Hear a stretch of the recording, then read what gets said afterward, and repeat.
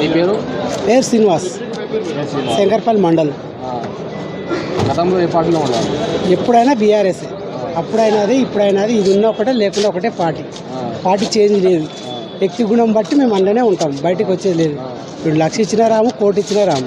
అది మా పాస్. కానీ ఇవాళ చాలా వరకు చెవుల నియోజకవర్గం నుంచి జాయిన్ అవుతారు కదా. ఎక్కడ జాయిన్ అవుతారు? మన బీజేపీ కాంగ్రెస్ నుంచి బీఆర్ఎస్ జాయిన్ అవుతారు. బీఆర్ వాళ్ళ అభివృద్ధి లేక వాళ్ళ పోయిన వాళ్ళు కూడా మళ్ళీ మా దాంట్లోకి వస్తారు. మాకే తోడొచ్చేస్తారు అందరు. మా పిల్లలు కూడా వచ్చారు అలా కొంతమంది. కానీ ఎందుకన్నా బాగానే పరిపాలన ఎవరికి నచ్చింది? వాళ్ళకి నచ్చింది. ఫ్రీ బాస్ పెట్టుకుని ఎవరి కోసం పెట్టాడు? రైతులకు పని చేసిందా? ఫ్రీ బాస్ పెట్టుకొని ఏ రైతు ఉపయోగం లాభం ఉంది? రైతు చేనుకోతే బస్సులో పోతాడా? పోతాడా? డైలీ పోతాడా బస్సుకు? వాళ్ళకి చేయను, రైతుకు చేయి. డైలీ బస్సు వల్ల ఏం లాభం ఉంది రైతులకు?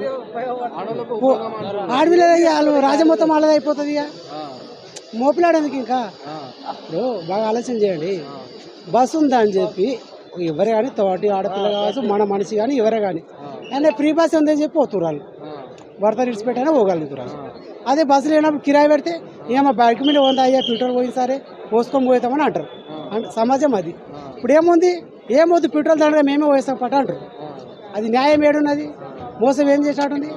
ప్రభుత్వం అనేది ఆడపిల్లలకి రాజకీయం చేసాం, మోపిలాడు ఏం చేస్తారు? ఇక అది చేసిన వాళ్ళకు చేసిండు, చేయలేడు అని మొత్తం అంటలేము. వచ్చే వాళ్ళకి వచ్చినా రాని వాళ్ళకి రాలేవు. అది రైతు బంధు కూడా టింగు టింగు అన్నీ వచ్చిన వాళ్ళకి వచ్చినాయి, రాని వాళ్ళకి లేవు. అది కూడా 10 ఎకరా 2 ఎకరాల క్లోజ్. తక్కువ 5 ఎకరాలు వ్యవసాయం చేసిన లేడా? మాకు 10 ఎకరం ఉందనుకో, నాకు వచ్చిన డబ్బులు. నీకు 2 ఎకరాలు ఉందనుకో, నీకు వచ్చి 3 ఎకరాలు ఉన్నాయి. ఇప్పుడు అన్నకు డబ్బులు రాలి. వాళ్ళ పరిస్థితి వాళ్ళు కూడా రైతే కదా. ఇప్పుడు నాకు డబ్బులు వచ్చి నేను ఒప్పుకుంటున్నా. ఏ పార్టీ అనే ముఖ్యం కాదు. బీఆర్ఎస్ అయినా కాంగ్రెస్ అయినా బీజేపీ అయినా సమానం, న్యాయంతోనే జరగాలి. 10 ఎకరం ఇచ్చిన నాకు ఉంది, 10 ఎకరం వచ్చింది. నీకు 2 ఎకరాలు నీకు రావాలా వద్దా? 3 ఎకరాలు నీకు ఇవ్వాలా వద్దా? వాళ్ళు కూడా మనుషులే కదా. ఏ పార్టీ అయినా వండుకొని పార్టీ సంగతి మర్చిపోవాలి. అభివృద్ధి చేసి డబ్బులు రావాలంటే అందరికి అందితే లెక్క. నువ్వు 10 ఎకరం ఇచ్చి 2 ఎకరాలు ఇచ్చి 3 ఎకరాలు 4 ఎకరాలు చేయకపోతే వాళ్ళు ఎక్కడ పోవాలి? వాళ్ళు కూడా వ్యవసాయం చేస్తారు, వాళ్ళు కూడా రైతులు. ఇంకోటి కొత్త పెంచిన అనేది ఎవరికి రాలేదు. ఇప్పుడు నాకు రీసెంట్ నా విషయం చెప్తున్నాను. నాకు వికలాంగ్ సర్టిఫికేట్ తెచ్చుకున్న 2 years అవుతుంది.